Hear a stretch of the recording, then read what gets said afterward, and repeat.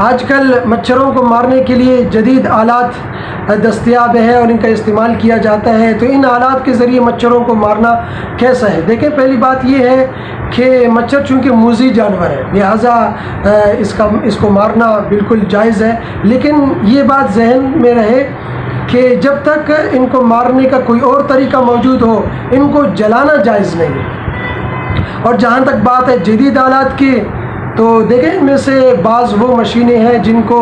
دیوار پر نصب کیا جاتا ہے، اور بعض ریکٹ نما ہوتے ہیں جن کو ہاتھ میں لے کر گھمایا جاتا ہے۔ اب ان میں دیکھنا یہ ہے کہ اگر یہ حشرات، یہ مچھر وغیرہ ان آلات میں، ان مشین میں کرنٹ کے لگنے کی وجہ سے مر جاتے ہیں، یا ان میں شعاع ایک موجود ہوتا ہے اس کی وجہ سے مر جاتے ہیں، یا ان سے آگ نکلتی ہے اور اس آگ میں سے جل کر یہ مر جاتے ہیں، اب یہ دیکھنا ہے۔ لیکن معلوم یہ ہوتا ہے کہ ان آلات میں آگ نہیں ہوتی، ان آلات سے آگ نہیں نکلتی، بلکہ ان میں کرنٹ ہوتا ہے، یا شعاع ہوتی ہے، یا کرنٹ کی ایک پاور ہوتی ہے جس سے جل کر یہ مر جاتے ہیں۔ بہرحال اگر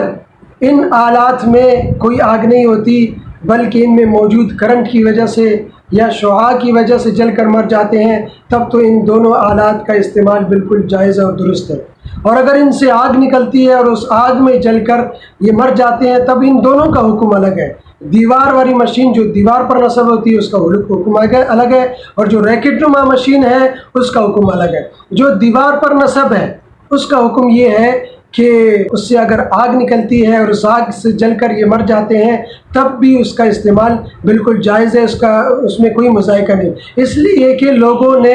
اس مشین کو دیوار پر نصب کیا ہوتا ہے اپنی حفاظت کے لیے، جانوروں کے شر سے بچنے کے لیے۔ اب ایک جانور خود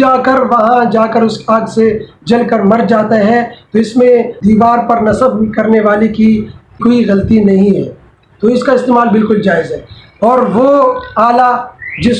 جو ریکٹ نما ہے، جس کو ہاتھ میں لے کر گھمایا جاتا ہے، اگر اس سے آگ نکلتی ہے اور اس سے حشرات، یہ مچھر وغیرہ جل کر مر جاتا ہے، تو اس آلے کا استعمال، ریکٹ نما کا استعمال درست نہیں ہے۔ اگر دیگر کوئی طریقے موجود ہوں، مچھر کو مارنے کے دیگر اور طریقے موجود ہوں، تب اس